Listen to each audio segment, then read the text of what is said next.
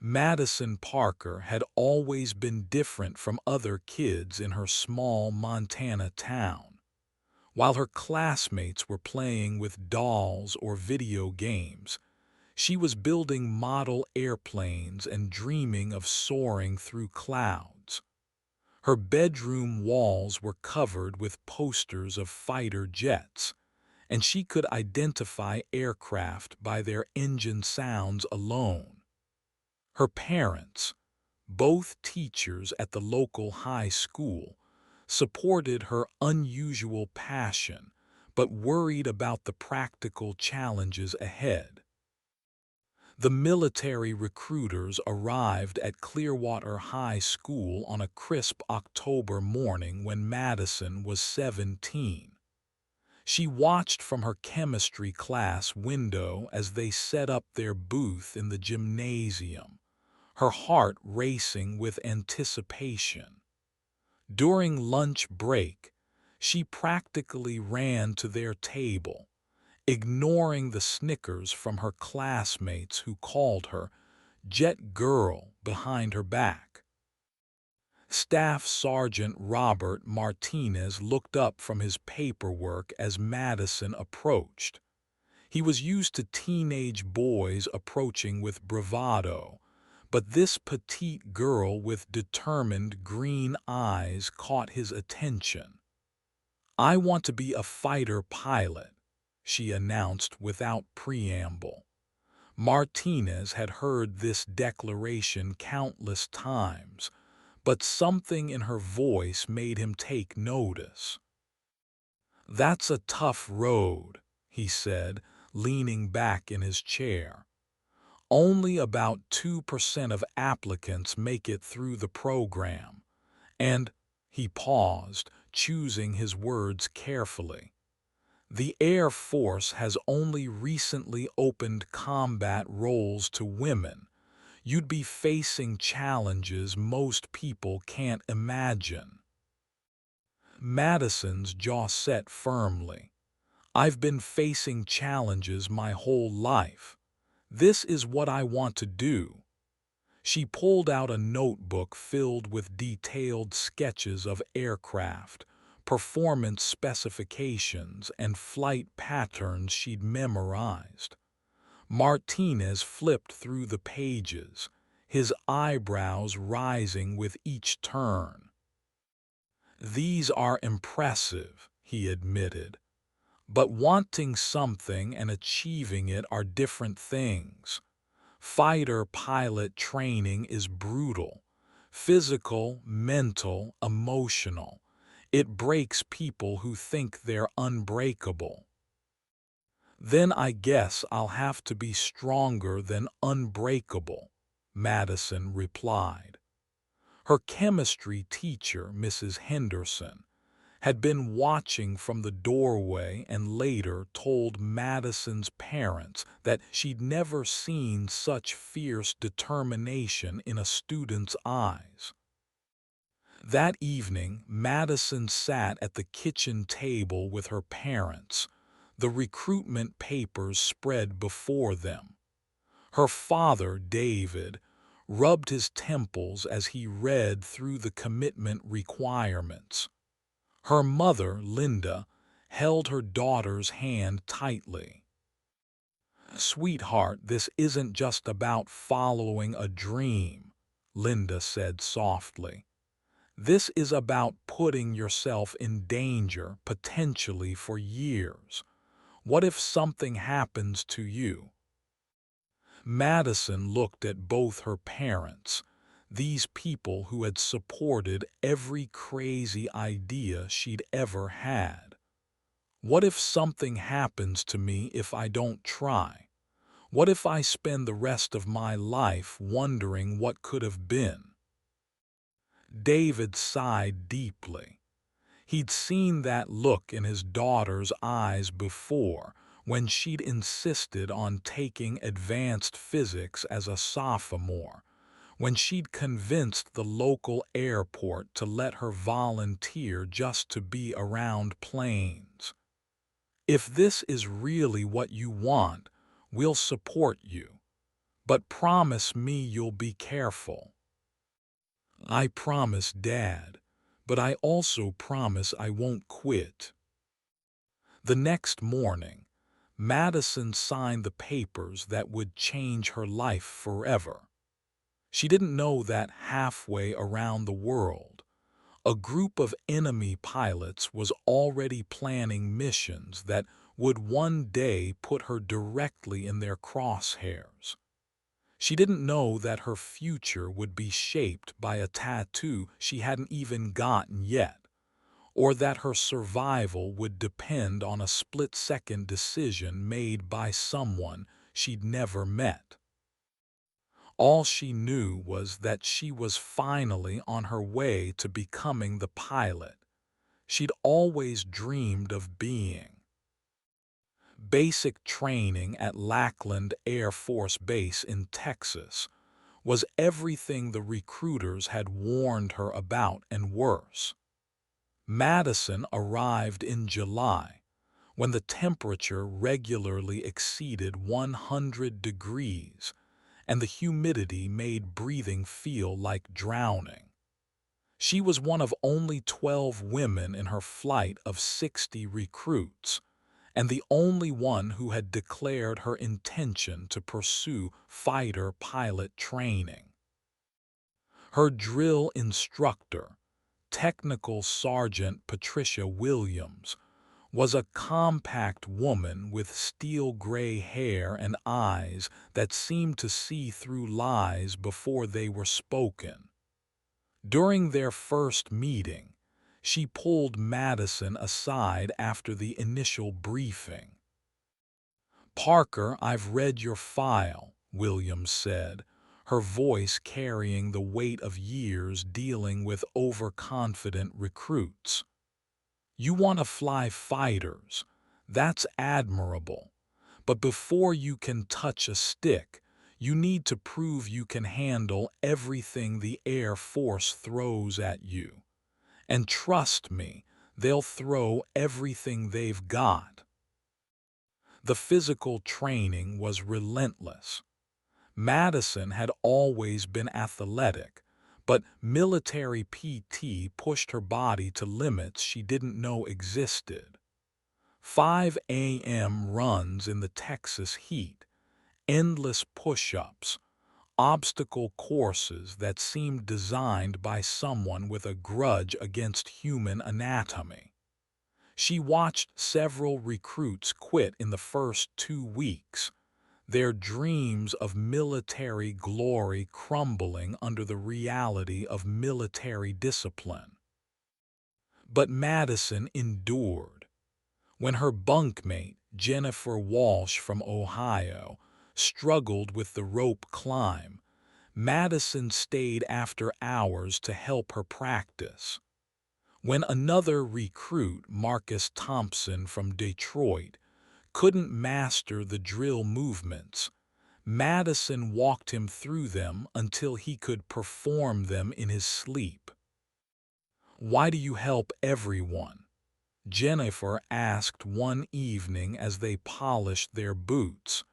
"You could focus on yourself, maybe get noticed by the instructors." Madison considered the question as she worked on a particularly stubborn scuff mark. "Because when we're out there, we're all on the same team. If someone next to me fails, it could mean we all fail. And I'm not failing." The academic portion of basic training proved to be Madison's strength. Military history, aircraft identification, emergency procedures. She absorbed it all with the intensity of someone who knew her life might depend on every detail. Her test scores were consistently among the highest in her class. Sergeant Williams noticed. During week 6, she called Madison into her office after evening chow. "Parker, you're doing well, better than well, but I need you to understand something." Williams leaned forward, her expression serious. Being the best in basic training doesn't mean anything if you can't handle what comes next. Pilot training is going to make this look like summer camp. I understand, Sergeant, Madison replied, standing at attention. Do you? Because I've seen plenty of recruits who excelled here and washed out before they ever saw the inside of a cockpit. The pressure, the competition, the constant evaluation, it changes people. Some discover they're not as strong as they thought. Others become so focused on winning that they forget what they're really fighting for. Madison met William's gaze steadily. What am I fighting for, Sergeant? Williams smiled, the first genuine smile Madison had seen from her. That's something you'll have to figure out for yourself. But if you do figure it out, if you hold on to it through everything that's coming, you might just make it. That night, Madison lay in her narrow bunk listening to the sounds of 60 people trying to sleep in one room. She thought about her parents back in Montana, probably sitting on their porch watching the sunset over the mountains. She thought about the model airplanes still hanging from her bedroom ceiling, and the poster of an F-16 that had inspired countless hours of daydreaming. But mostly, she thought about Sergeant Williams' question. What was she fighting for? Graduation from basic training was both an ending and a beginning.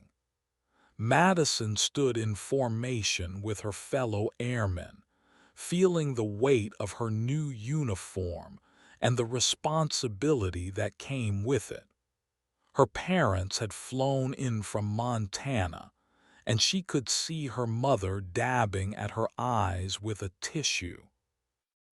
After the ceremony, as families mingled and photographs were taken, Sergeant Williams approached Madison one last time.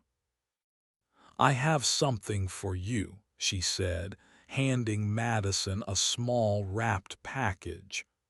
Don't open it until you're at pilot training.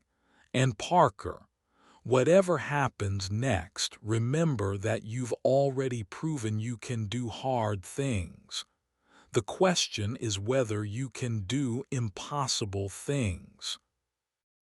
Madison tucked the package into her duffel bag, where it would remain unopened for the next 3 months.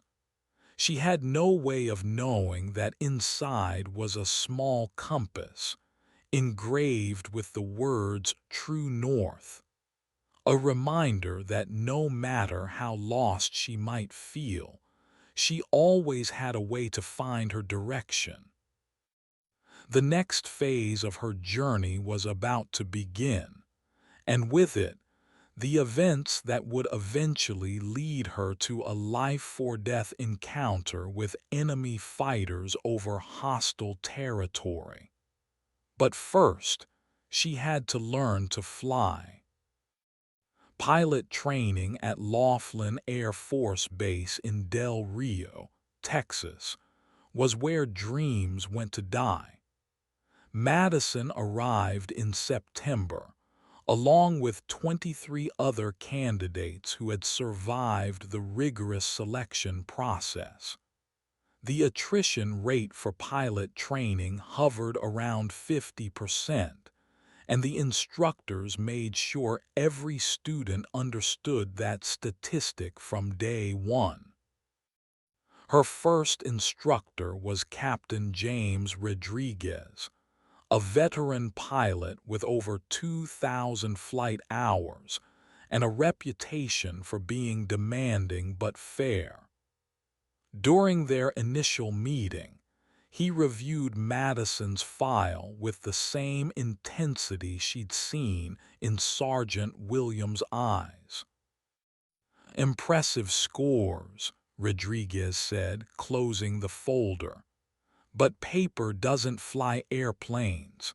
Tell me why you want to be a pilot." Madison had prepared for this question, had rehearsed her answer dozens of times. But sitting across from Rodriguez, she found herself speaking from the heart instead of from her script. "When I was 8 years old, I saw a formation of F-16s fly over my town during an air show. The sound, the precision, the way they moved like they were dancing with the sky, it was the most beautiful thing I'd ever seen. I knew in that moment that I wanted to be part of something that powerful, that graceful." Rodriguez nodded slowly. "That's a good start, but beauty and grace won't keep you alive in combat. What else?" "I want to protect people," Madison continued. "I want to be the person between the enemy and the people I love. I want to be someone others can count on when everything goes wrong." "Better," Rodriguez said. "But pilot training will test every one of those motivations. You'll have days when you question everything you thought you knew about yourself. You'll make mistakes that could be fatal in the real world. And you'll compete against 23 other people who want this just as badly as you do." The first few weeks were overwhelming. Madison had to master not just the mechanics of flight, but the complex systems of modern aircraft. She spent hours in simulators, learning to manage multiple tasks simultaneously while maintaining spatial awareness and making split-second decisions. Her first actual flight was in a T-6 Texan II, a single-engine trainer that would be her primary aircraft for the next 6 months.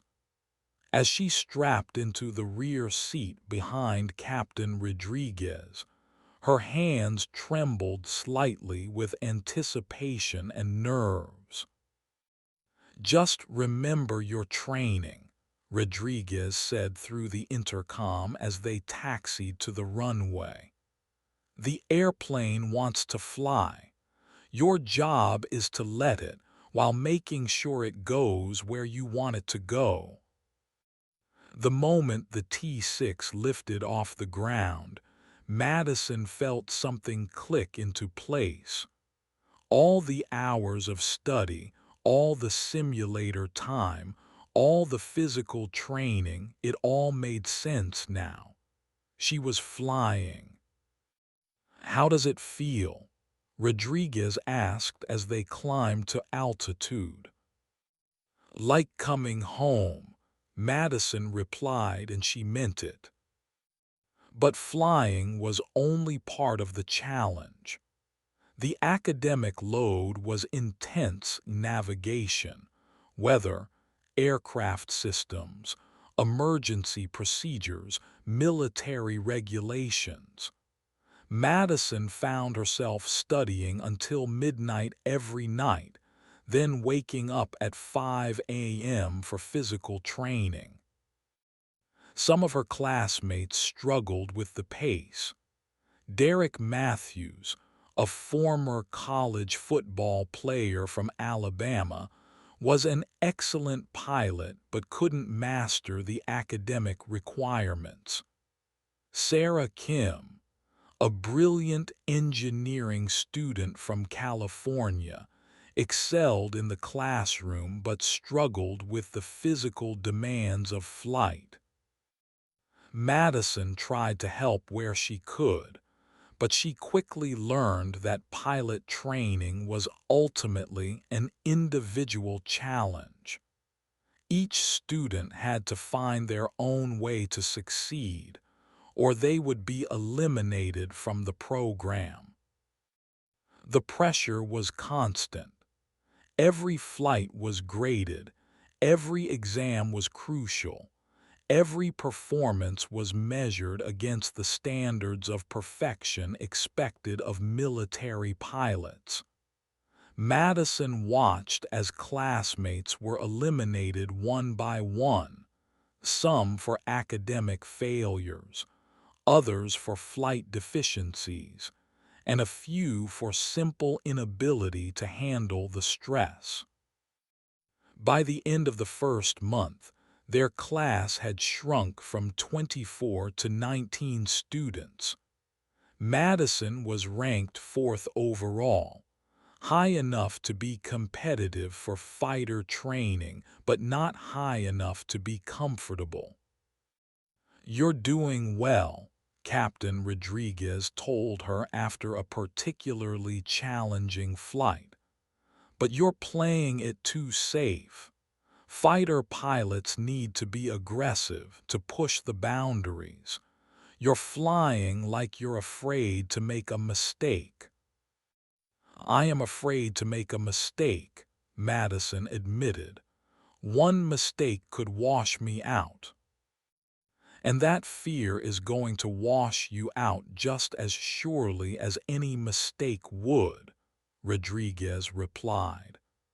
"The difference between a good pilot and a great pilot is knowing when to take calculated risks. If you can't learn to be aggressive in training, you'll never survive in combat." That night, Madison called her parents from the payphone in the dormitory hallway. Her mother's voice was warm and encouraging, but Madison could hear the worry underneath. "How are you holding up, sweetheart?" Linda asked. "It's hard, Mom. Harder than I expected. I'm starting to understand why so many people don't make it through." "Are you thinking about quitting?" Madison considered the question honestly. "Sometimes. But then I remember why I'm here and I know I have to keep going. I just don't know if I'm strong enough." "You're stronger than you think," her father's voice came through the phone. "But strength isn't just about not giving up. Sometimes it's about knowing when to ask for help." After she hung up, Madison sat in her room and opened the package Sergeant Williams had given her. Inside was the compass, along with a note. "When you don't know which way to go, find your true north.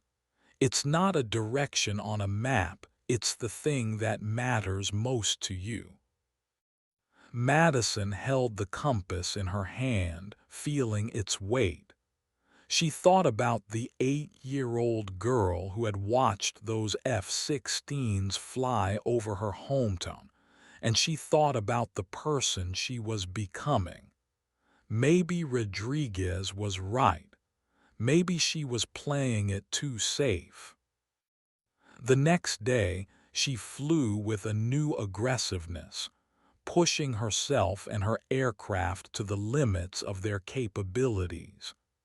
She made mistakes, but she also made breakthroughs.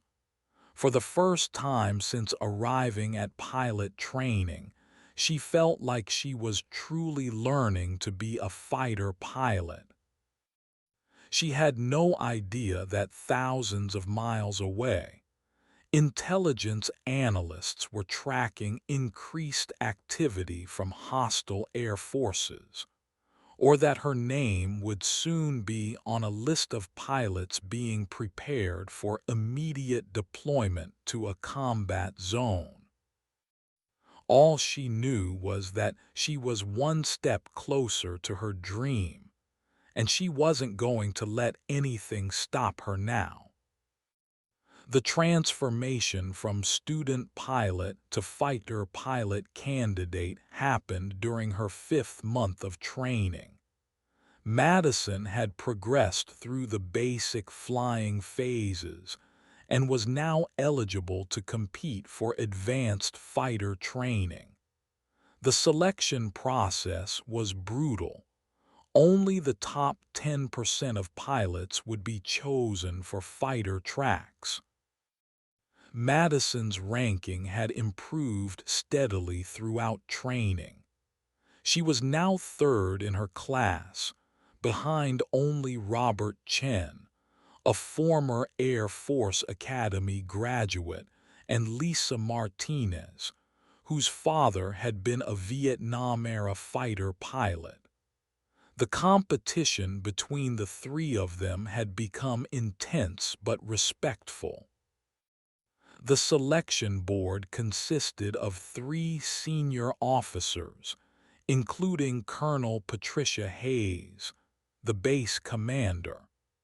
Madison sat across from them in her dress uniform, her hands folded calmly in her lap, despite the nervous energy coursing through her body.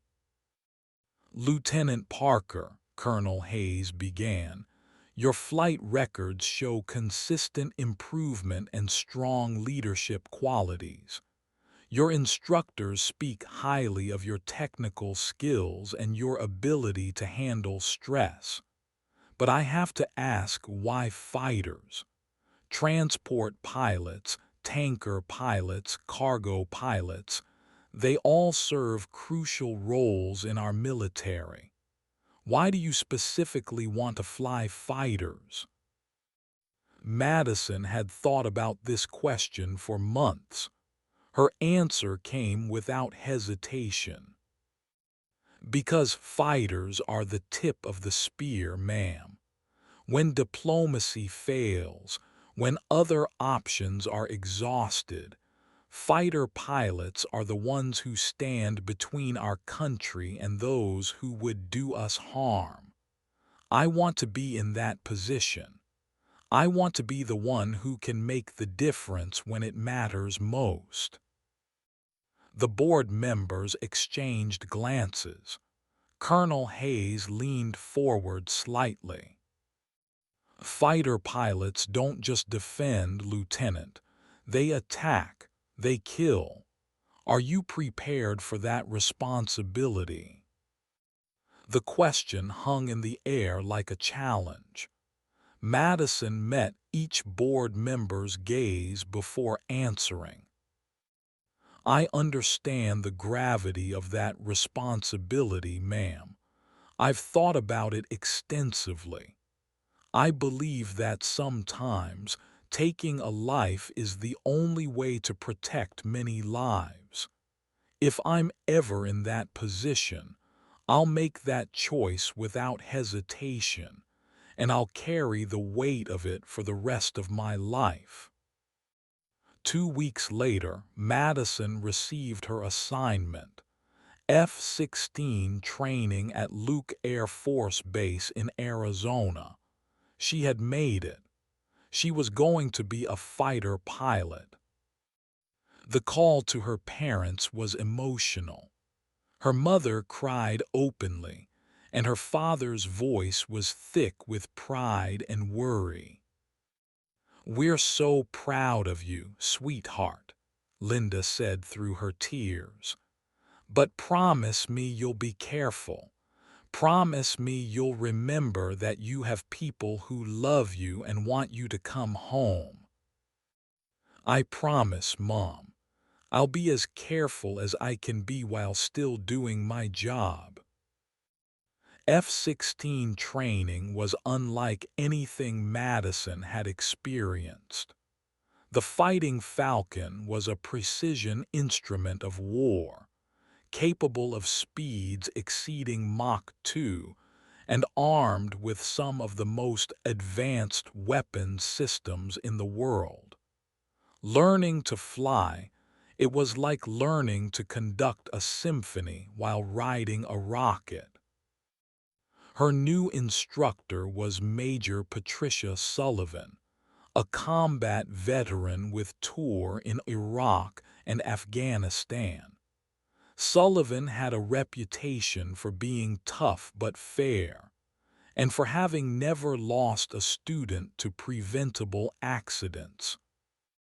The F-16 is an amazing aircraft, Sullivan told Madison during their first briefing. But it's also unforgiving.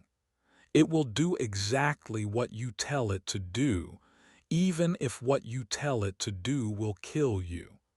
My job is to teach you how to harness its power without letting it harness you. The physical demands of flying fighters were intense. The G-forces generated during combat maneuvers could cause blackouts, and pilots had to learn to fight through the effects while maintaining tactical awareness. Madison spent hours in the centrifuge, learning to tense her muscles and control her breathing to prevent G-induced loss of consciousness. But it was the tactical training that really captured her imagination. Air-to-air combat was a three-dimensional chess game played at supersonic speeds, where a single mistake could mean death.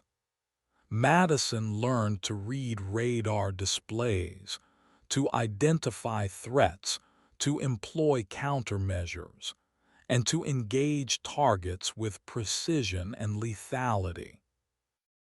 Her first live-fire exercise was a milestone she would never forget. Flying at 30,000 feet over the Nevada desert, she locked onto a target drone and fired an AIM-120 AMRAAM missile. The missile streaked away from her aircraft, following its programmed flight path until it struck the target in a brilliant flash of light.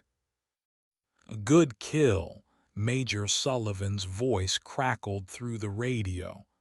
"How does it feel to be a predator?" Madison considered the question as she watched the debris from the target drone scatter across the desert floor. "Like a responsibility," she replied. That evening, she sat in her quarters writing in the journal she'd started keeping during pilot training. The entry for that day was short but significant. "Today I fired my first missile in anger, even though it was just training. I keep thinking about Colonel Hayes' question about being prepared to take a life. I think I am, but I hope I never have to find out for certain." The missile felt like an extension of myself, like I was throwing a punch that could travel at 3 times the speed of sound. It's a kind of power I never imagined having, and it scares me as much as it excites me. 6 months later, Madison graduated from F-16 training as the top pilot in her class. She was assigned to the 34th Fighter Squadron at Hill Air Force Base in Utah, where she would continue her training and prepare for potential deployment. The squadron commander, Lieutenant Colonel David Martinez, was a 30-year veteran with combat experience in 3 different conflicts. During Madison's in-processing, he pulled her aside for a private conversation. "Lieutenant Parker, I've reviewed your training records. Impressive work. You have the potential to be an exceptional fighter pilot, but potential means nothing if you can't perform when it matters. Are you ready for the real world?" Yes, sir. I'm ready for whatever comes next. Colonel Martinez smiled grimly. I hope so, because intelligence reports suggest we may be deploying to a hot zone within the next year. The enemy has been increasingly aggressive, and their pilots are getting better. If we go, it won't be a training exercise. It will be the real thing.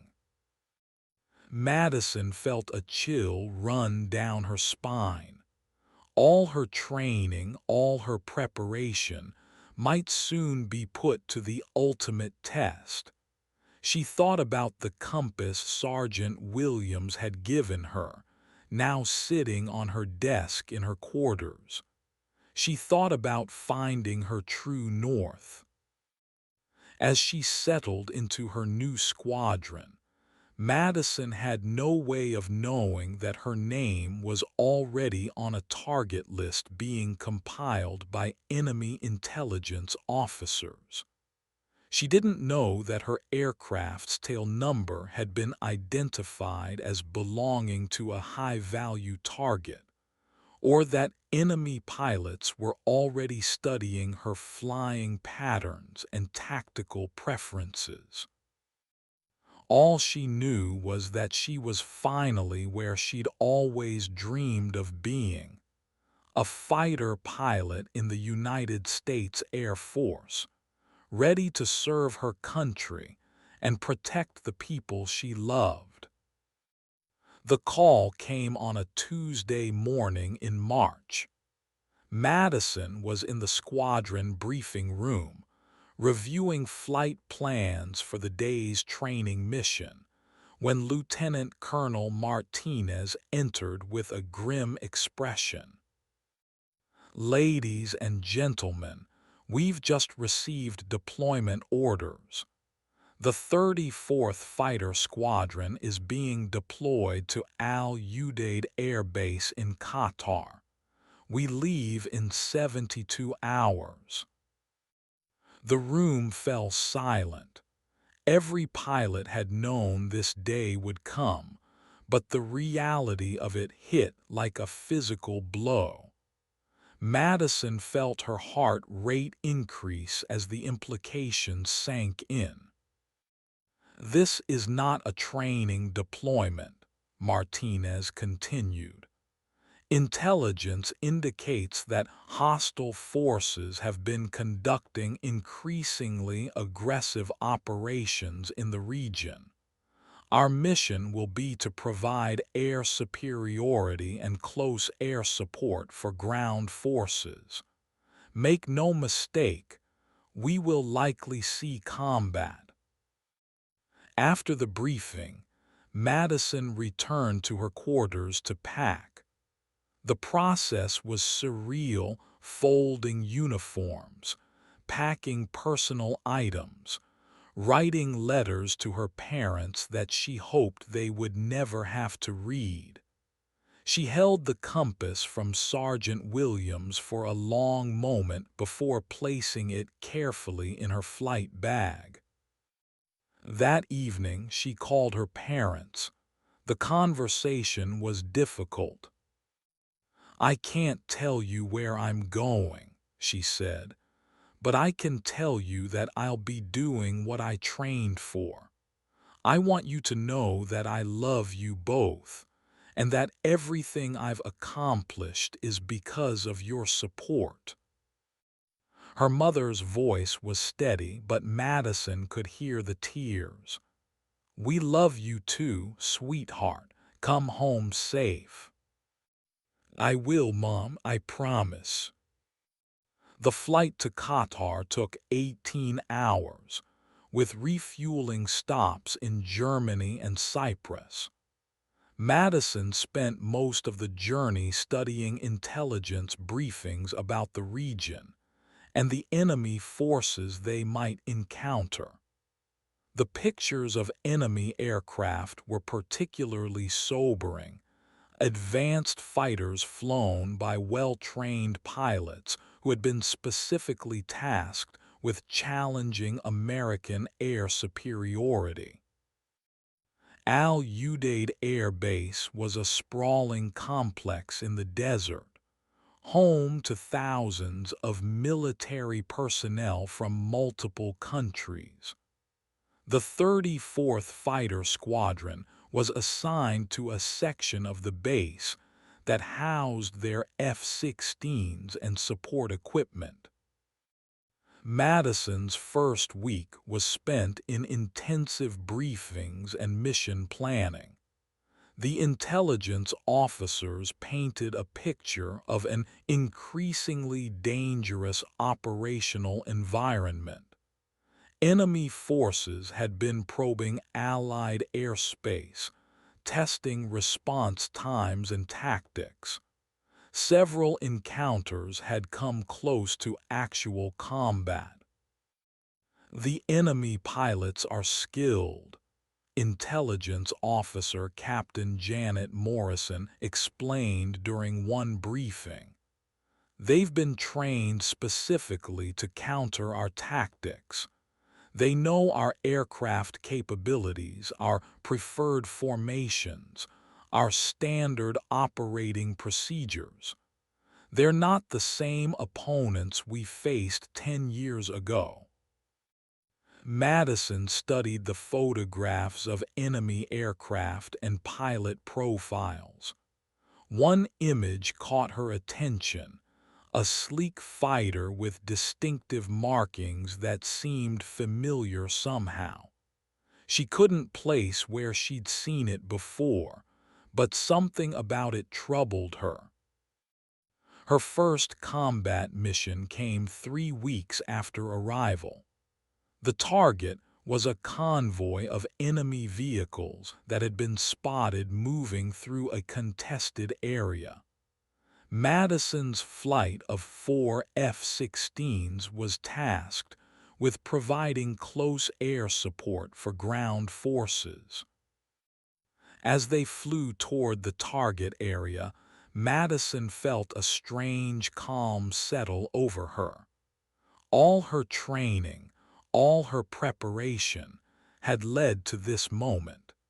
She was finally doing what she'd dreamed of doing since she was 8 years old.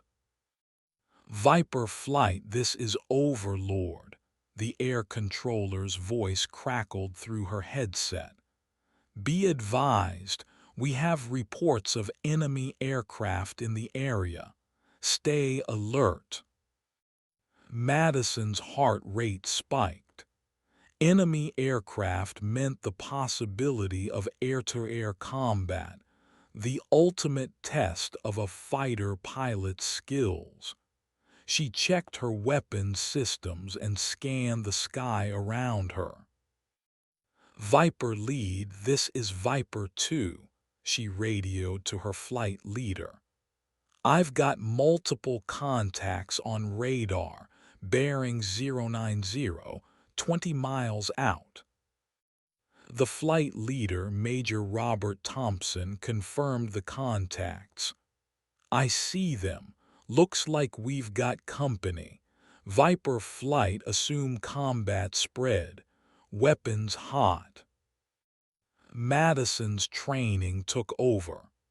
She moved her aircraft into position, selected her air-to-air missiles, and prepared for the engagement that would define her career and possibly her life. The enemy aircraft were still 15 miles away when Madison got her first clear look at them through her radar. 4 contacts, moving fast and aggressive.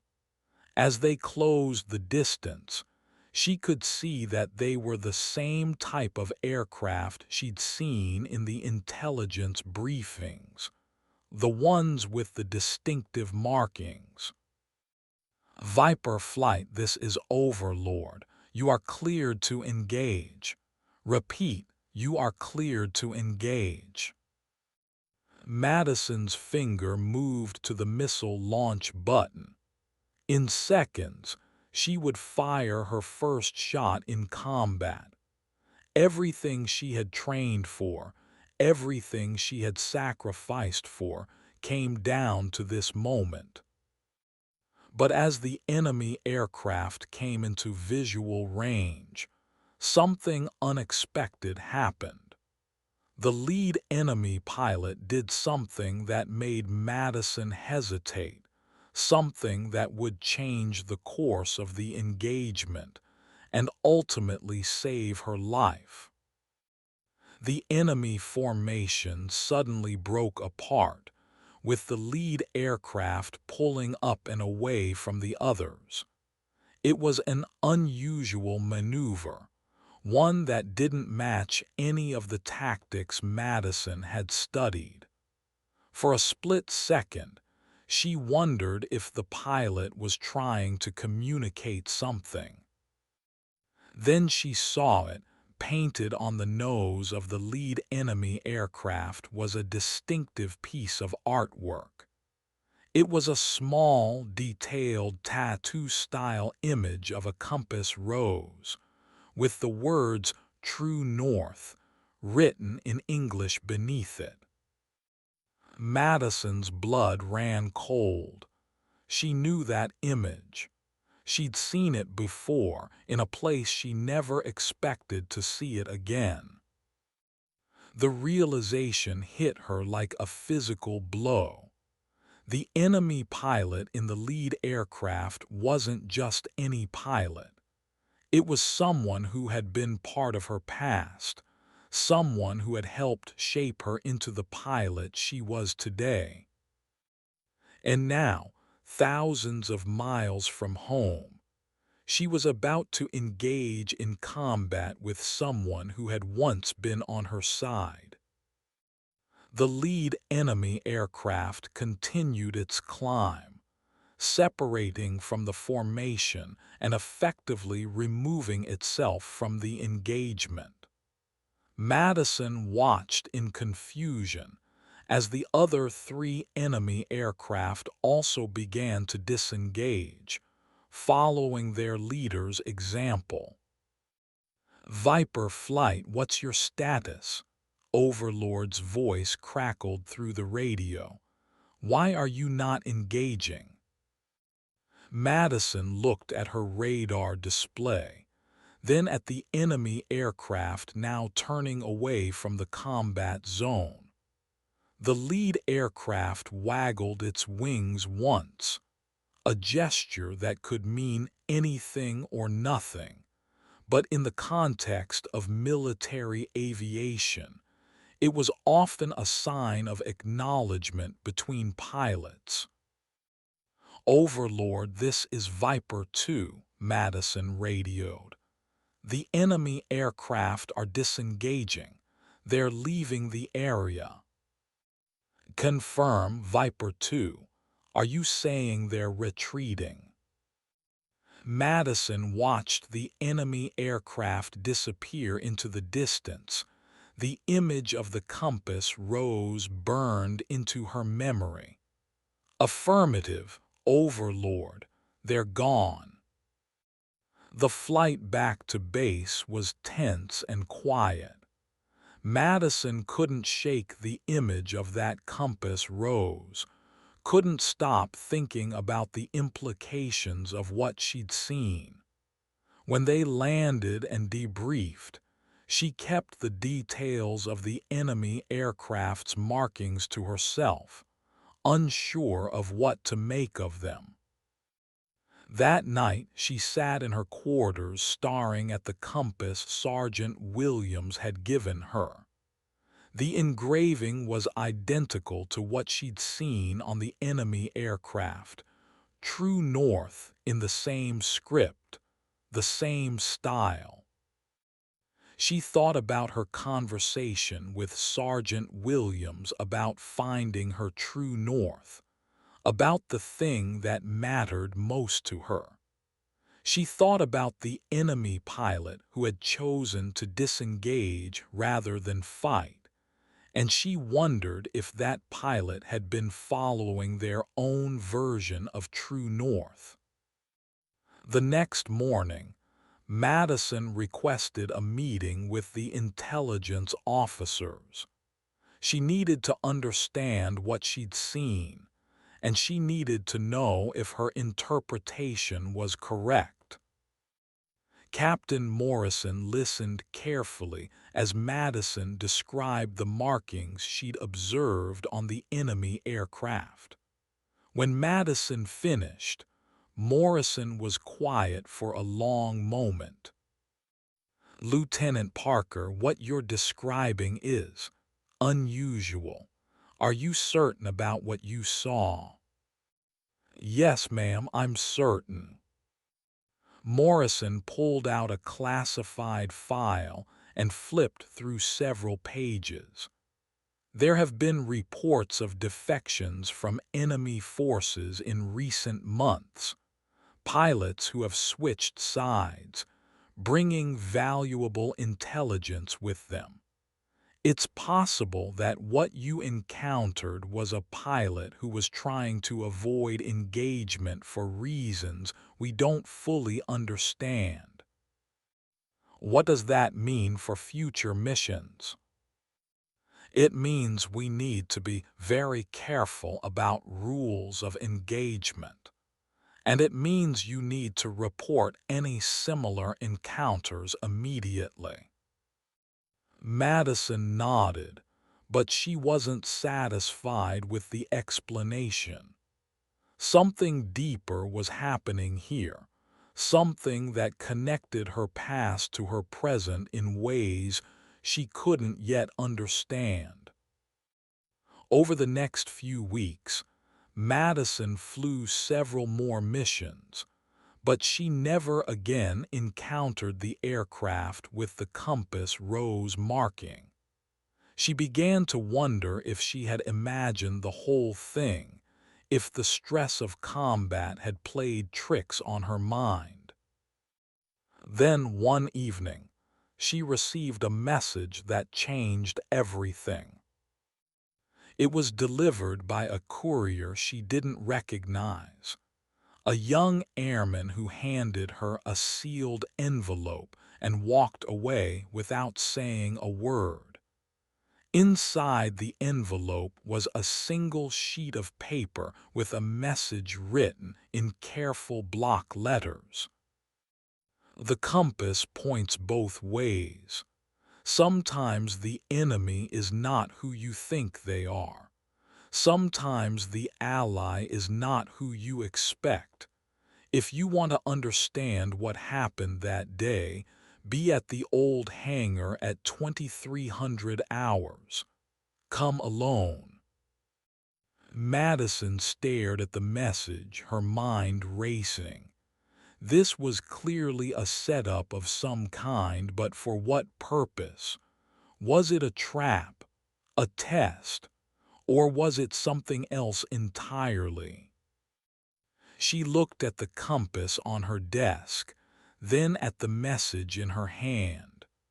Her true north had always been about protecting people, about serving her country, about doing what was right.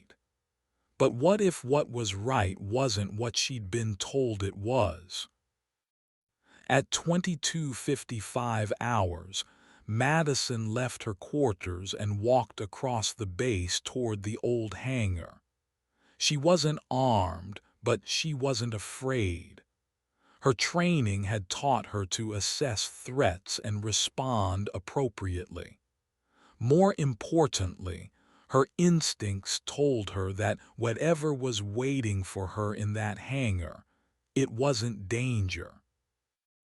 The old hangar was dark and seemingly empty. Madison stepped inside, her eyes adjusting to the shadows. Then she heard a voice from the darkness, a voice she recognized but couldn't quite place. "Lieutenant Parker, thank you for coming."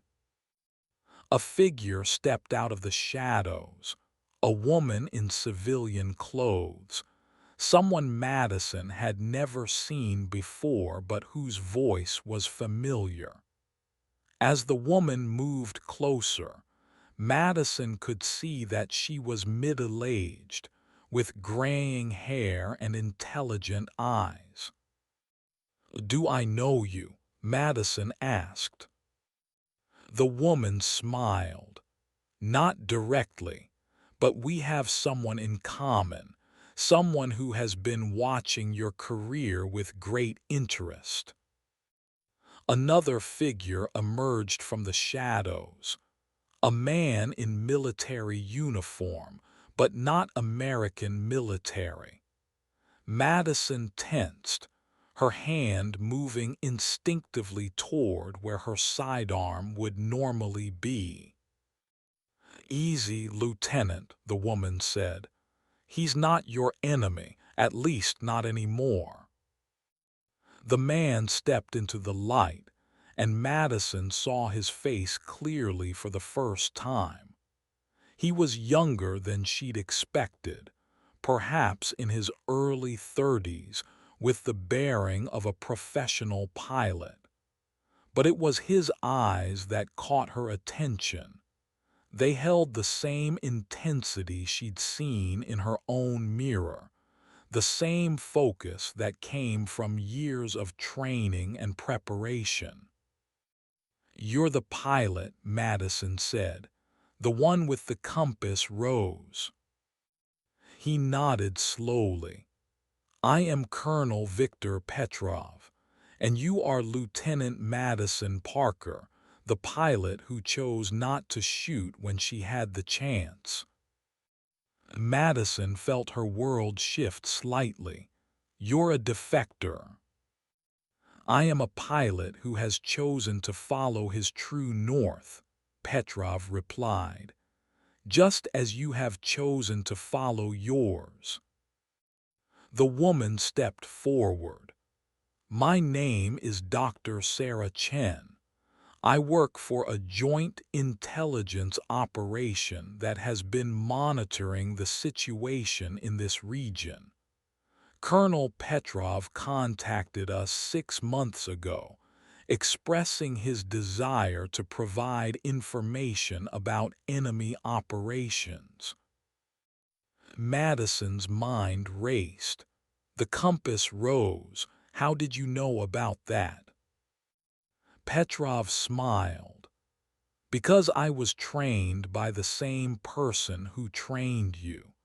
Sergeant Patricia Williams was my instructor when I was a student at the exchange program at your Air Force Academy, 5 years before you arrived at basic training."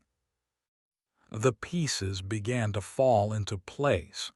"She gave you a compass too." "She gave me more than that," Petrov said. "She gave me a way to understand what it means to serve something greater than yourself. When I returned to my country, I carried that lesson with me.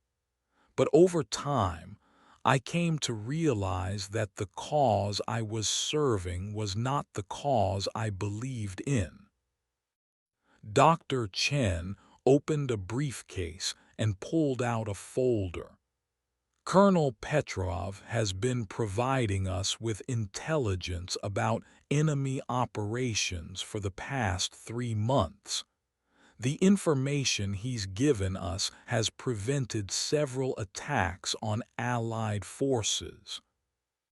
Madison looked at Petrov, trying to reconcile the enemy pilot she'd been prepared to shoot with the man standing in front of her. "Why are you telling me this?" "Because you have been targeted," Petrov said simply. "There is a list of American pilots who have been marked for special attention by my former unit. Your name is at the top of that list." Madison felt a chill run down her spine. "Why me?" "Because you are good, very good, and because you represent something that my former commanders fear, the possibility that their pilots might not be as skilled as they believe." Dr. Chen handed Madison a photograph.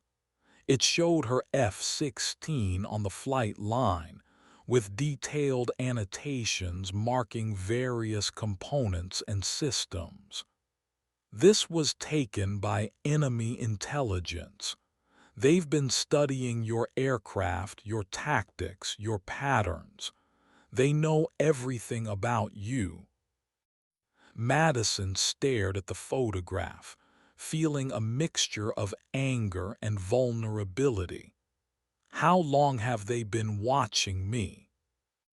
Since your first deployment, Petrov replied. My former squadron commander, Colonel Alexei Kozlov, has made it his personal mission to prove that American pilots are not invincible. He has chosen you as his primary target. Dr. Chen pulled out another file.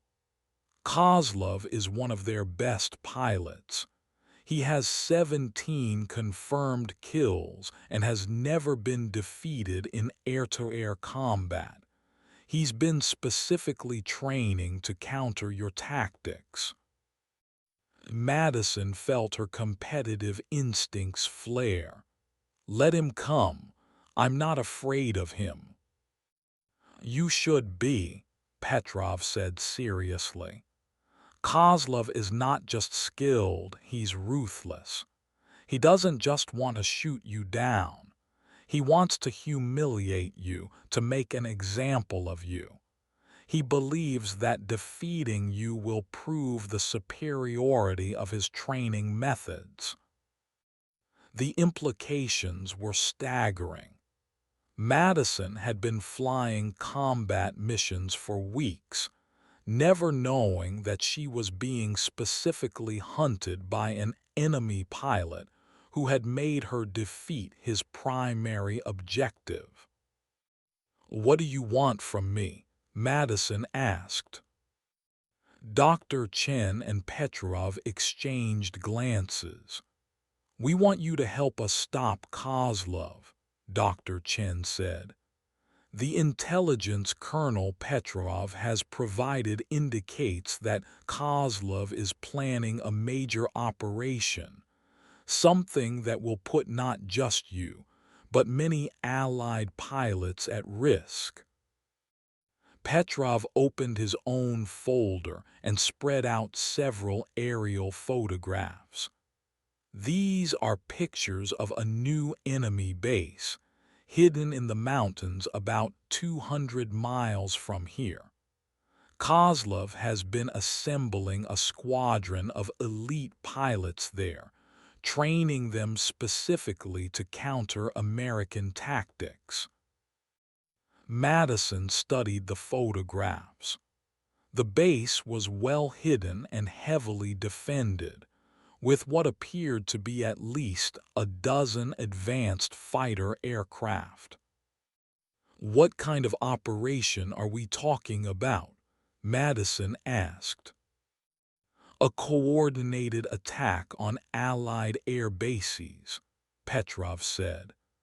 Kozlov plans to launch simultaneous strikes on 3 different bases, including this one. The goal is to destroy as many American aircraft as possible while they're on the ground. Dr. Chen leaned forward. We need someone on the inside, someone who can get close to Kozlov and provide real-time intelligence about his plans. Madison looked at both of them, understanding dawning. You want me to be bait? We want you to be a hero, Dr. Chen corrected. Colonel Petrov has offered to arrange a meeting with Kozlov. The plan would be to make it appear that you've been captured during a mission gone wrong. Kozlov would want to interrogate you personally, to understand your tactics and training. While I'm there, I gather intelligence and find a way to sabotage the operation, Madison said. Petrov nodded. It's dangerous. If Kozlov discovers the deception, he will not hesitate to kill you.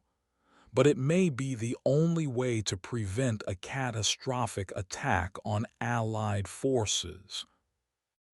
Madison thought about her fellow pilots, sleeping peacefully in their quarters, unaware that they were being targeted by an enemy who had made their destruction his personal mission. She thought about Sergeant Williams and the compass that had guided her to this moment. What would I need to do? Dr. Chen pulled out a detailed mission plan. Tomorrow, you'll fly a routine patrol mission over a specific area. Colonel Petrov will arrange for you to be shot down by his former squadron. You'll eject safely, but it will appear that you've been captured. The wreckage of your aircraft will be examined by enemy forces, Petrov added. They'll find evidence that you were conducting reconnaissance of their hidden base. This will give Kozlov the excuse he needs to interrogate you personally. Madison studied the plan, noting the risks and contingencies. How do I get out? Colonel Petrov will maintain contact with us through encrypted communications, Dr. Chen explained. When you've gathered enough intelligence, he'll arrange for your escape during the confusion of the attack we'll launch on the base. And if something goes wrong? Petrov met her eyes steadily. Then you'll have to rely on your training and your instincts. But I give you my word, I will not abandon you. Madison looked at the compass on the table, then at the two people who were asking her to risk everything for a mission that could save the lives of dozens of her fellow pilots. Her true north had always been about protecting others, about serving something greater than herself. I'll do it, she said. The next 24 hours passed in a blur of preparation and final briefings. Madison memorized every detail of the mission plan, studied photographs of the enemy base, and prepared herself mentally for what might be the most dangerous assignment of her career. She wrote a letter to her parents, sealed it in an envelope, and gave it to Dr. Chen with instructions to deliver it only if she didn't return. She also gave Dr. Chen the compass from Sergeant Williams, asking her to return it to her instructor if the mission failed. Lieutenant Parker, Dr. Chen said as they prepared to part ways, I want you to know that what you're doing is extraordinarily brave. The intelligence you gather could save hundreds of lives. Madison nodded, feeling the weight of responsibility settle on her shoulders. Just make sure the information gets to the right people. The mission launch was routine, just another patrol flight over contested territory. Madison flew with her usual wingman, Lieutenant Michael Torres, who had no idea that this would be their last flight together for a long time. As they approached the predetermined coordinates, Madison saw the enemy aircraft approaching from the north. 4 fighters, flying in formation, with Colonel Petrov's aircraft in the lead.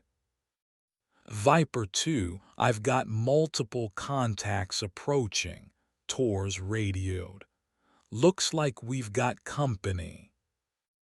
Madison's heart raced as she prepared to execute the most dangerous acting performance of her life. Copy that, Viper lead. I'm moving to engage. The engagement was carefully choreographed, but had to look realistic to any observers. Madison and Tors maneuvered against the enemy aircraft, with Madison gradually allowing herself to be separated from her wingman. At the predetermined moment, Petrov's aircraft appeared on Madison's 6 o'clock, simulating a missile lock. Madison waited for the agreed-upon signal, then pulled her ejection handles. The explosive charges that blew her out of the cockpit were real, as was the parachute descent to the ground below. But the enemy soldiers who captured her were actually Petrov's allies, men who had also chosen to defect from their original cause. As Madison was loaded into the back of an enemy transport vehicle, she caught sight of her F-16 burning on the ground nearby. The wreckage looked convincing.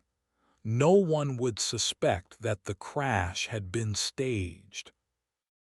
Tors, this is Viper 2, she radioed on her survival radio as the transport pulled away. I'm down. I repeat, I'm down. Viper 2 has been captured. The transmission was cut short as one of her captors took the radio away, but not before Tors had acknowledged receiving the message. Within minutes, rescue operations would be launched, but they would find nothing but wreckage and a few pieces of Madison's flight gear, carefully planted to make it appear that she had been taken prisoner. The journey to the enemy base took 6 hours, traveling through mountain roads that were barely more than goat paths.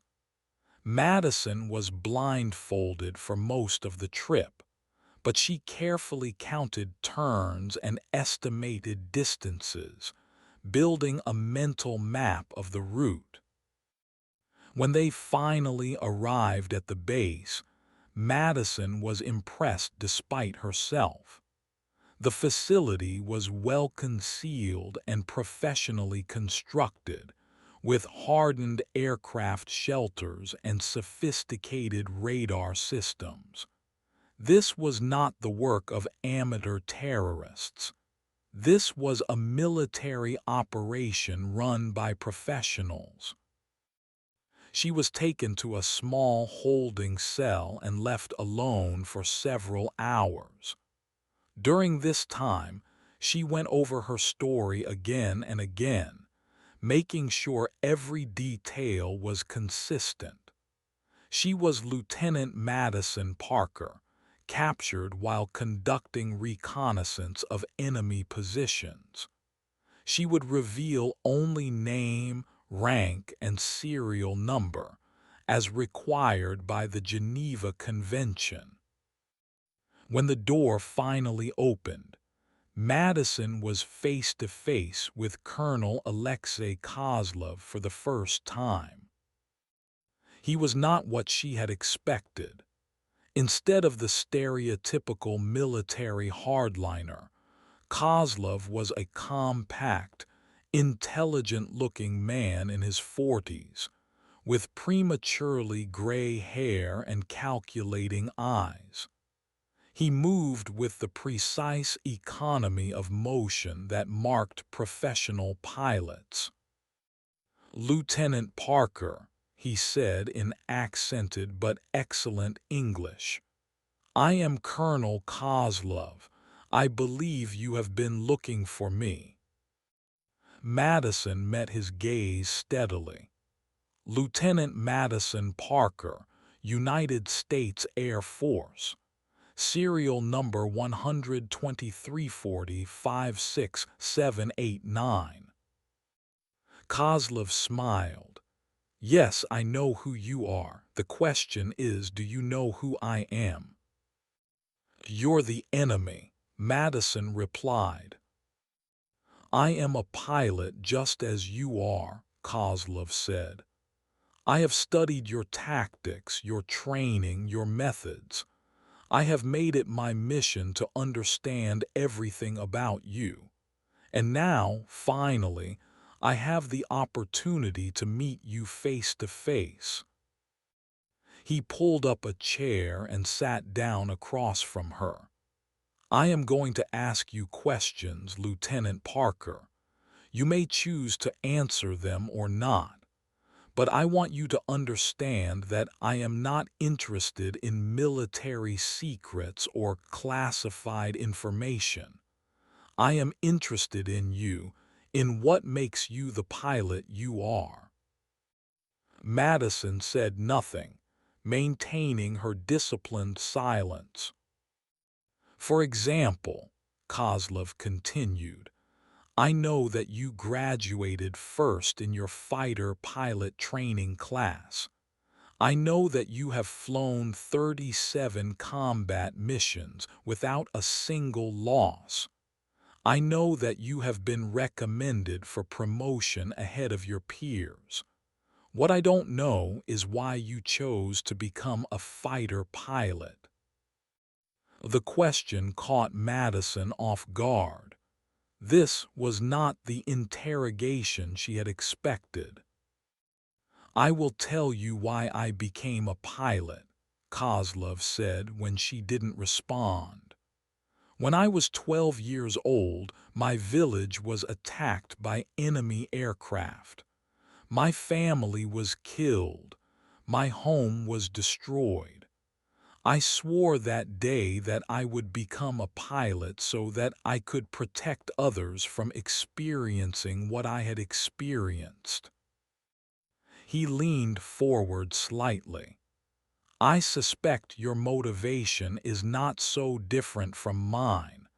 We both chose to fly fighters because we wanted to protect people. The difference is that we have been taught to see each other as enemies." Madison found herself listening despite her training. There was something in Kozlov's voice, a sincerity that was hard to dismiss. "I have a proposal for you, Lieutenant Parker," Kozlov said. "I will show you my operation, explain my methods, demonstrate my aircraft. In return, you will answer my questions about your training and tactics. Think of it as a professional exchange between two pilots who respect each other's skills." Madison knew she should refuse, should maintain her silence according to her training. But she also knew that this was exactly the opportunity she needed to gather the intelligence Dr. Chen had sent her to collect. "What kind of questions?" she asked. Kozlov smiled. "The kind that will help me understand my enemy, and perhaps help you understand yours." Over the next 3 days, Madison was given an unprecedented look inside an enemy military operation. Kozlov personally escorted her through the base, showing her the aircraft, the training facilities, and the planning rooms where the attack on Allied bases was being prepared. The intelligence she gathered was staggering. The enemy had detailed plans for simultaneous attacks on 3 different bases, including precise timing, routes of approach, and target priorities. They had identified the exact locations of fuel dumps, ammunition storage, and communications centers. But more disturbing was the level of knowledge they had about individual Allied pilots. Kozlov showed her files containing detailed analysis of flight patterns, tactical preferences, and even personal information about dozens of American and Allied pilots. "This is how we will win," Kozlov explained as they stood in the operations center. "Not through superior numbers or technology, but through superior intelligence. We know our enemies better than they know themselves." Madison memorized every detail she could, filing away information that would be crucial to stopping the planned attacks. But she also found herself engaged in lengthy conversations with Kozlov about flying, tactics, and the nature of aerial combat. "You fly with aggression but also with discipline," Kozlov told her during one of their discussions. "This is unusual. Most aggressive pilots are undisciplined. Most disciplined pilots are not aggressive enough. How did you learn to balance these qualities?" Madison found herself answering honestly. "I had instructors who taught me that aggression without discipline is just recklessness, and discipline without aggression is just fear." "Wise instructors," Kozlov agreed. "I would like to meet them someday." "Maybe you will," Madison said, thinking of Colonel Petrov and wondering if Kozlov had any idea that his former subordinate was now working against him. On the fourth day, Kozlov took Madison to see his personal aircraft, an advanced fighter that had been modified with enhanced radar systems and weapons packages. It was an impressive machine, clearly the product of significant investment and engineering expertise. "This is my Raptor," Kozlov said with obvious pride. "I have flown it in combat against 12 different opponents. All 12 are dead." Madison studied the aircraft, noting its capabilities and limitations. "Impressive, but machines don't win battles. Pilots do." "Exactly," Kozlov said, "which is why I wanted to meet you. I have been wondering what kind of pilot could earn the reputation you have earned. Now I know." "What kind of pilot is that?" Kozlov considered the question carefully. "A worthy adversary. When we meet in combat, it will be a fair fight. That is all any pilot can ask for." Madison felt a chill at his words. "When we meet." "Oh, we will meet again, Lieutenant Parker. Very soon. The operation I have been planning will draw you and your squadron into battle. And when that happens, you and I will settle the question of who is the better pilot." That night, Madison lay in her cell reviewing everything she had learned. The attack was scheduled for the following week, and she knew she had to get the information to Dr. Chen as soon as possible. But she also knew that her time as Kozlov's guest was almost over. The next morning, Colonel Petrov appeared at her cell door. "It's time," he said quietly. "The rescue operation begins in 2 hours. Are you ready?" Madison nodded. "I have everything we need. The attack is planned for next Tuesday, 400 hours. 3 bases, simultaneous strikes. I have the complete operational plan." Petrov's eyes widened. "All of it?" "All of it. Routes, timing, target priorities, aircraft assignments, everything." "Then we have what we need to stop them," Petrov said. "But first, we need to get you out of here alive." The escape plan was elegant in its simplicity. During the confusion of a simulated Allied attack on the base, Madison would be moved to a secure location that was actually a prearranged extraction point. Petrov would ensure that she was left with a single guard, one of his allies, who would help her reach the extraction zone. As alarms began to sound throughout the base, Madison was hustled out of her cell by guards who appeared to be following emergency protocols.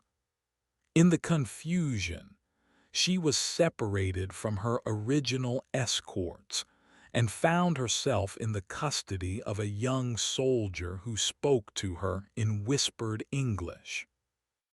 "This way, Lieutenant. We don't have much time." They moved through a series of maintenance tunnels beneath the base, emerging near the perimeter fence at a point where the guard towers had been temporarily abandoned due to the simulated attack. A small opening had been cut in the fence, and beyond it, Madison could see the dark shape of a helicopter waiting in a clearing. "Go," the soldier said. "Colonel Petrov is waiting." Madison ran across the open ground, her heart pounding as she expected to hear gunfire at any moment. But the base was in chaos, with personnel responding to the simulated attack and no one paying attention to a single running figure. She reached the helicopter just as its rotors began to turn. Strong hands pulled her aboard, and she found herself face to face with Dr. Chen.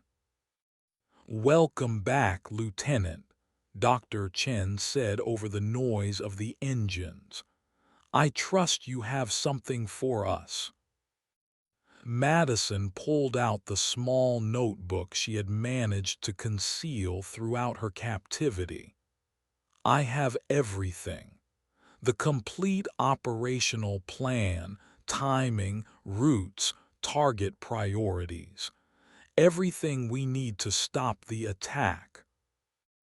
As the helicopter lifted off and headed toward Allied territory, Madison looked back at the enemy base, now lit by the fires of the simulated attack.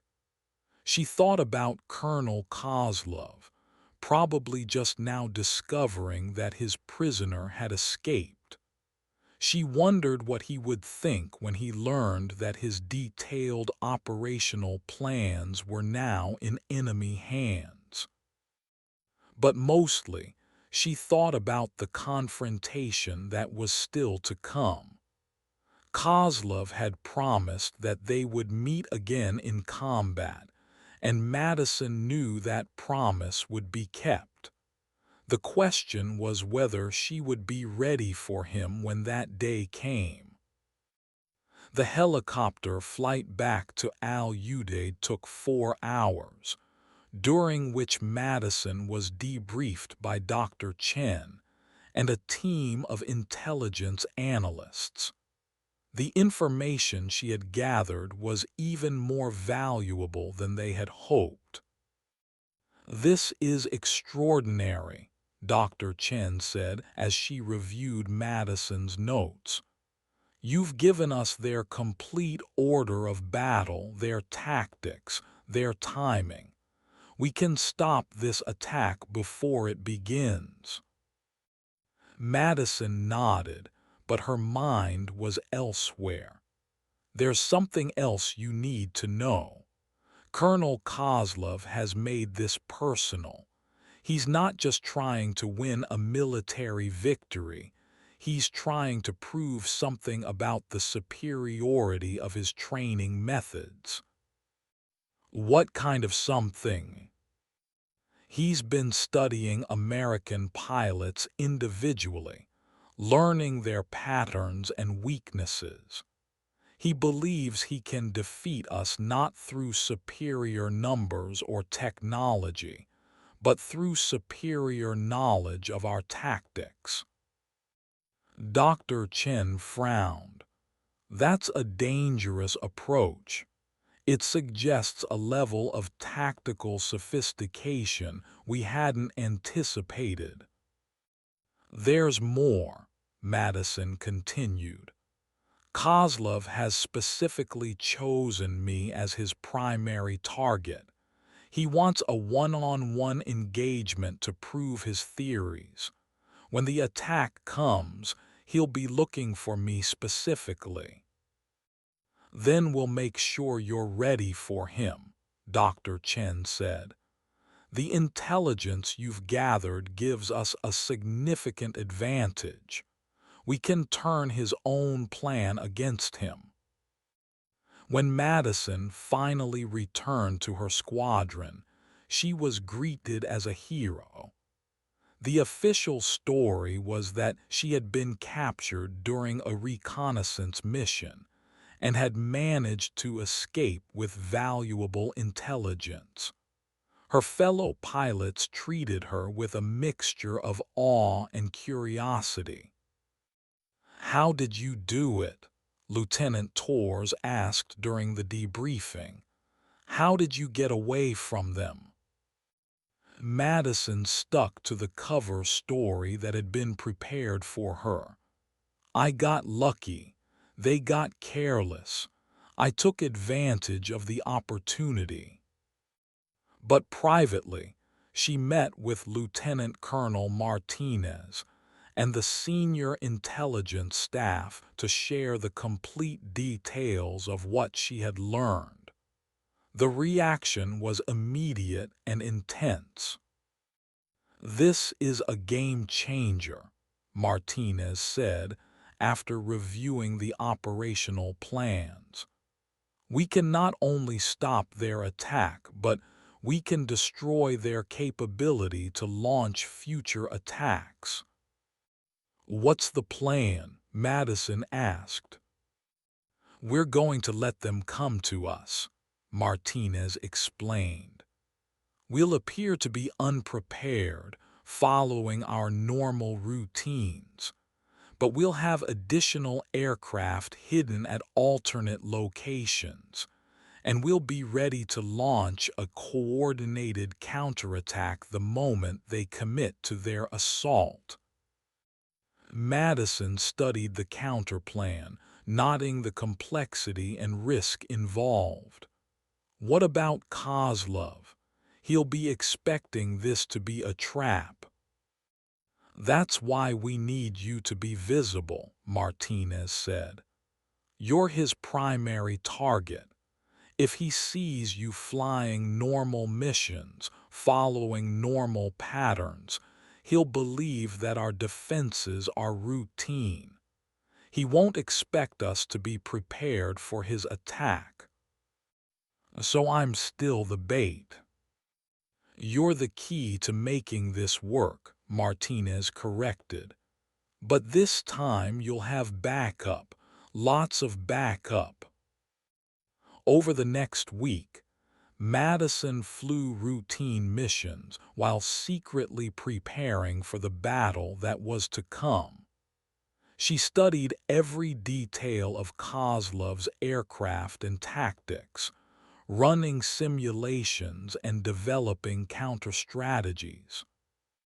She also spent time thinking about the man himself. Despite being her enemy, she had developed a grudging respect for Kozlov during their conversations.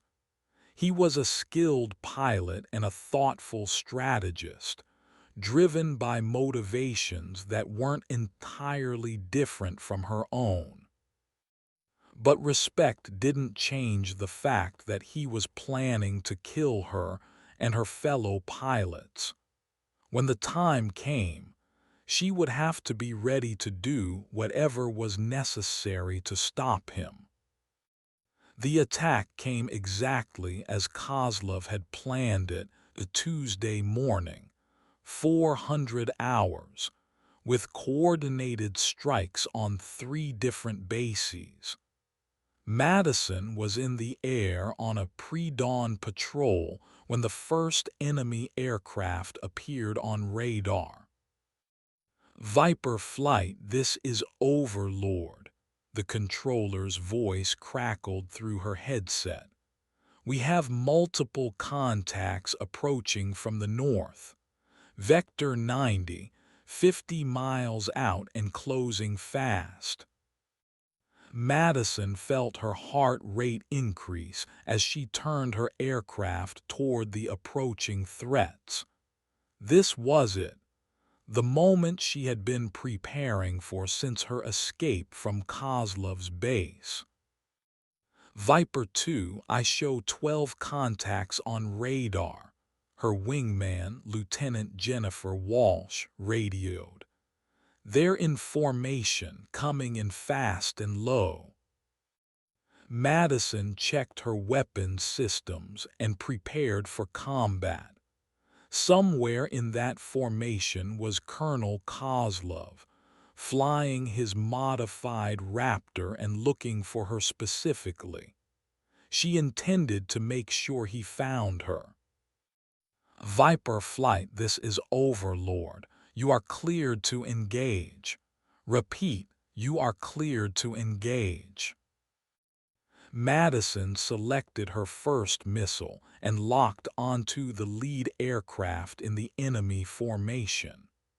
But even as she prepared to fire, she found herself thinking about her conversations with Kozlov, about the similarities between them, about the choices that had led them both to this moment. Then the moment for reflection passed, and training took over. Madison fired her first missile, watching it streak toward the enemy formation. The battle for air superiority had begun. The enemy aircraft scattered as Madison's missile found its target, destroying one of the trailing fighters in a brilliant explosion. But the rest of the formation continued their approach, and Madison could see that they were more skilled than any enemy pilots she had previously encountered. "Viper 2, I'm taking fire," Walsh's voice crackled through the radio. "I need help." Madison turned to assist her wingman, but as she did, she saw a single aircraft separating from the main enemy formation and heading directly toward her. Even at a distance, she could see the distinctive modifications that marked it as Kozlov's personal aircraft. "Viper 2, this is Overlord," the controller's voice cut through the chaos. "Be advised, you have a single bandit approaching from your 6 o'clock. Appears to be targeting you specifically." Madison checked her 6 and saw Kozlov's aircraft closing fast. This was the confrontation he had promised, the one-on-one engagement that would settle the question of who was the better pilot. Viper 2 engaging single bandit, Madison radioed. Maintain your distance and provide cover. She turned to face Kozlov's aircraft, and for a moment the two fighters flew directly toward each other like knights in a medieval joust. At the last second, both pilots pulled up and began the deadly dance of air-to-air combat. Kozlov was everything Madison had expected and more. His aircraft was faster and more maneuverable than her F-16, and his tactics were flawless. He seemed to anticipate her every move, countering her maneuvers almost before she could complete them. For several minutes, they twisted and turned through the sky, each trying to gain the advantage that would allow them to achieve a missile lock. Madison found herself pushed to the limits of her skills and her aircraft's capabilities. "You are good, Lieutenant Parker," Kozlov's voice came through the radio, somehow patched into her frequency. "But not good enough." Madison didn't respond, focusing all her attention on the tactical situation. She was running low on fuel, and she knew that time was not on her side. She had to end this engagement quickly, or risk being forced to disengage. Then she remembered something from her training, a maneuver that Captain Rodriguez had taught her years ago, something he had called the desperate gambit. It was risky, potentially suicidal, but it might give her the split-second advantage she needed. Madison pulled her aircraft into a steep climb, drawing Kozlov up with her. As they reached the top of the climb, both aircraft momentarily hanging in the air, Madison executed the maneuver, cutting her engines and dropping her nose, falling away from Kozlov's aircraft like a stone. The maneuver worked perfectly. Kozlov, caught off guard by her sudden change in energy state, overshot her position and found himself directly in front of her aircraft. Madison restarted her engines, locked onto his aircraft, and fired her remaining missile. But Kozlov was not finished. Even as Madison's missile streaked toward him, he managed to fire his own missile at her aircraft. Both missiles found their targets simultaneously. Madison felt her aircraft shudder as Kozlov's missile struck her engine section. Warning lights flashed across her instrument panel, and she could smell smoke in the cockpit.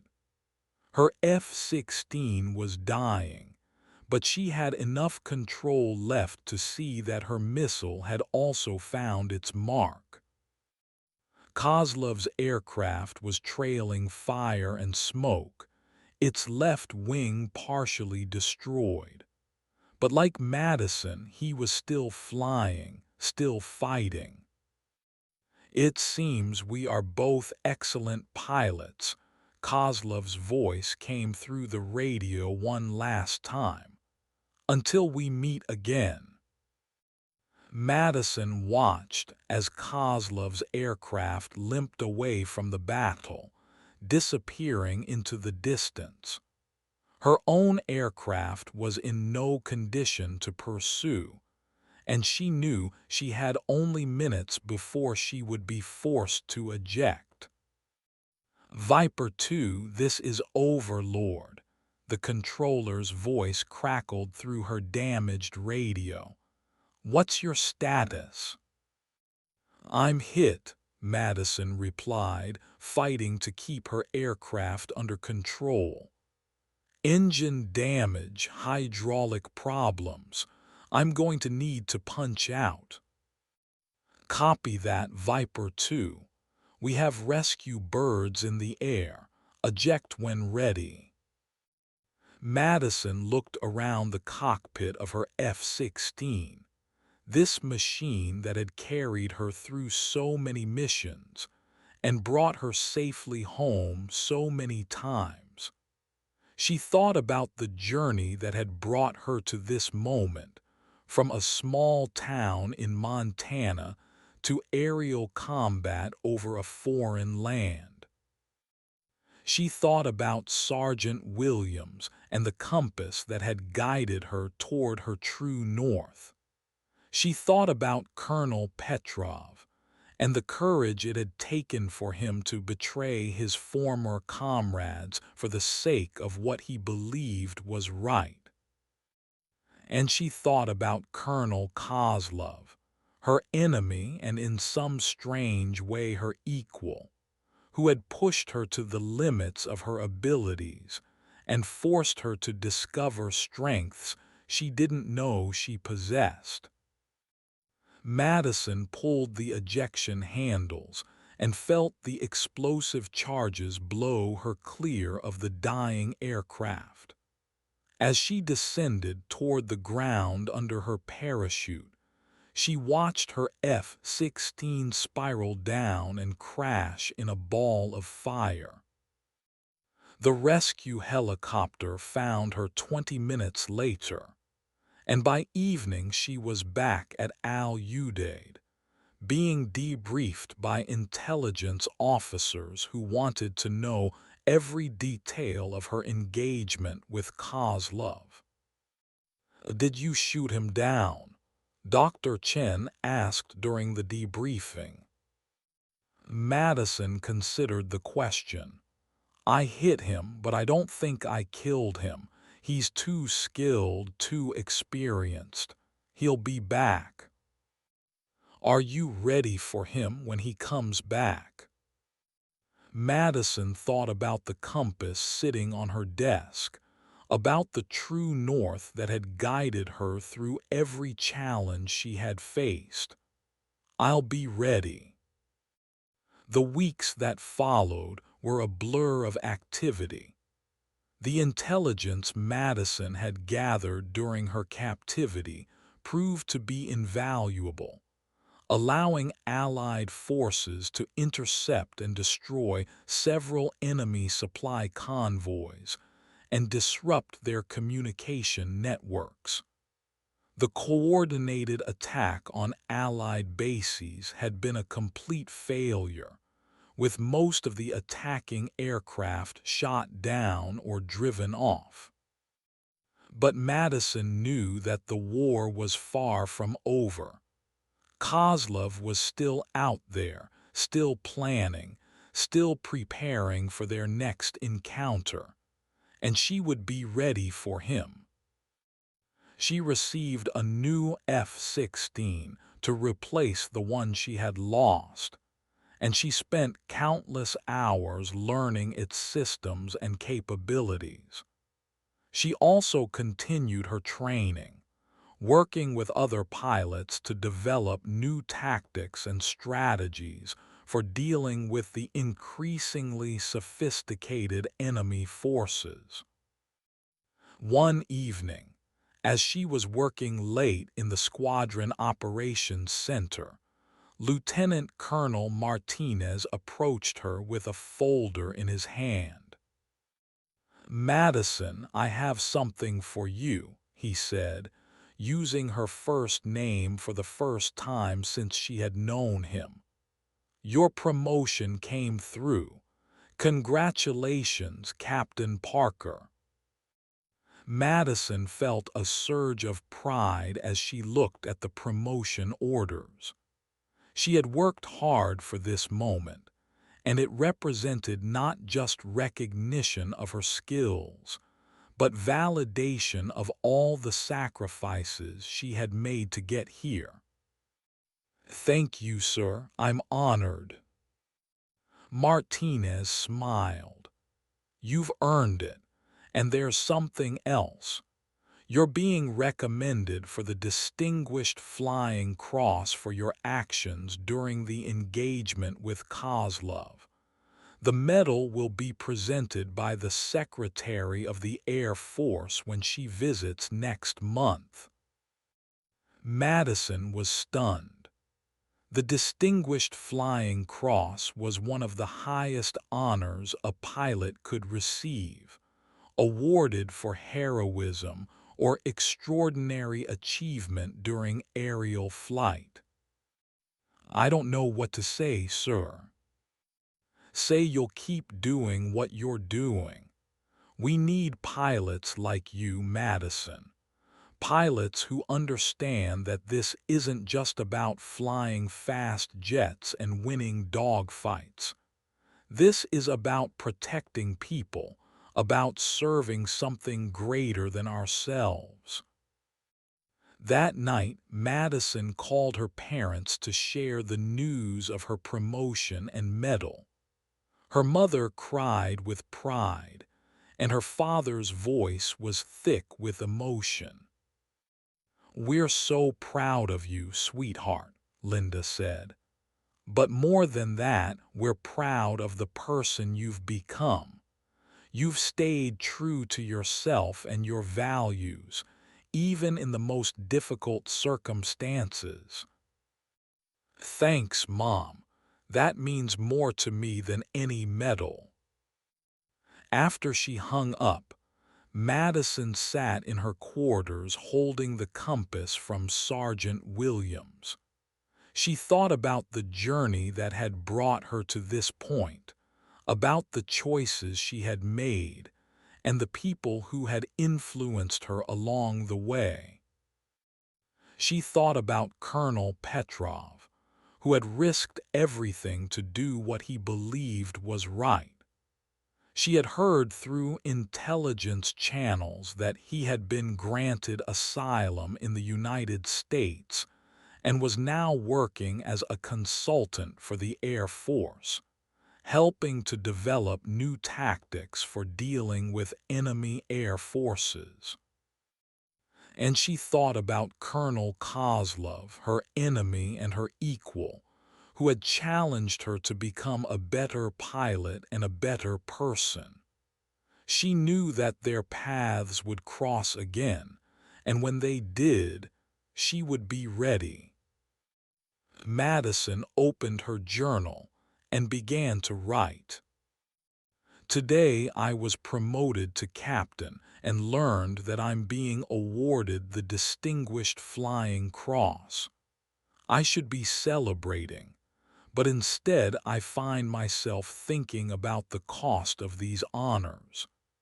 Every medal, every promotion, every recognition comes at a price paid not just by me, but by the people I've fought against and the people I've fought to protect. I think about Colonel Kozlov, and I wonder if he thinks about me. I wonder if he's planning our next encounter, or if he's moved on to other targets. I wonder if he ever questions whether what he's doing is right, the way I sometimes question what I'm doing." But then I remember Sergeant Williams and her compass, and I remember that my true north is about protecting people, about serving something greater than myself. And I know that whatever comes next, I'll be ready for it. The war continues, and I continue to be part of it. But I'm not the same person who left Montana all those years ago. I've learned things about myself and about the world that I never expected to learn. I've discovered strengths I didn't know I had, and I've faced fears I didn't know existed. Most importantly, I've learned that being a fighter pilot isn't just about flying fast jets and winning dogfights. It's about making hard choices, about standing up for what you believe in, about protecting the people you love even when it costs you everything. Tomorrow I'll climb back into my F-16 and fly another mission. I'll scan the skies for enemy aircraft, and I'll be ready to fight if necessary.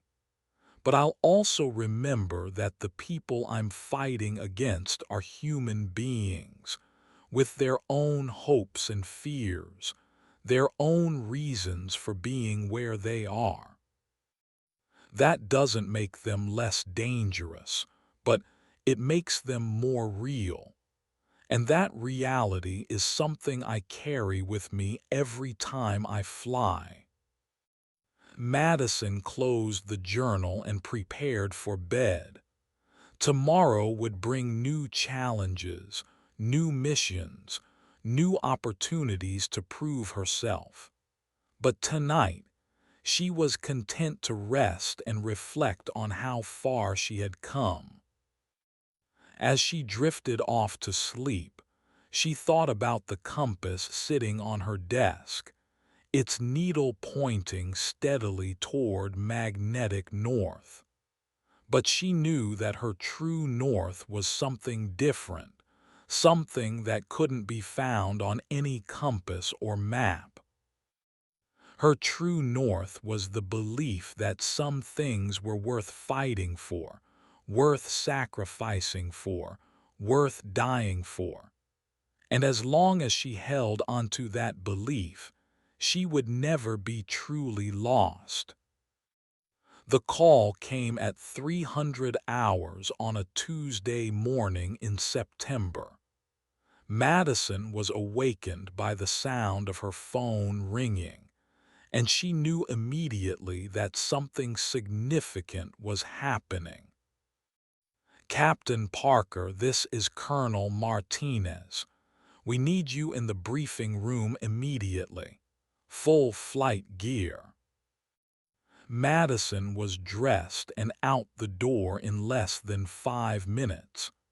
As she made her way across the base, she could see other pilots and support personnel moving with the same urgent purpose. Something big was happening. The briefing room was packed with pilots, intelligence officers, and senior staff. Madison took a seat near the back and waited for the briefing to begin. Colonel Martinez stood at the front of the room, his expression grim. "Ladies and gentlemen, we have a situation. Intelligence has intercepted communications indicating that Colonel Kozlov has assembled a new squadron of elite pilots. They're planning another major operation, and this time, they're not targeting our bases." Madison felt her heart rate increase. Kozlov was back, and he was planning something new. "What's the target?" one of the pilots asked. Martinez clicked a button on his remote, and a map appeared on the screen behind him. "A civilian passenger aircraft, en route from Dubai to London. Flight 447, carrying 300 passengers and crew." The room fell silent. Attacking civilian aircraft was a violation of every rule of warfare, a crime against humanity that would mark Kozlov as a war criminal. "Why would he target civilians?" Madison asked. "Because he wants to draw us out," Martinez replied.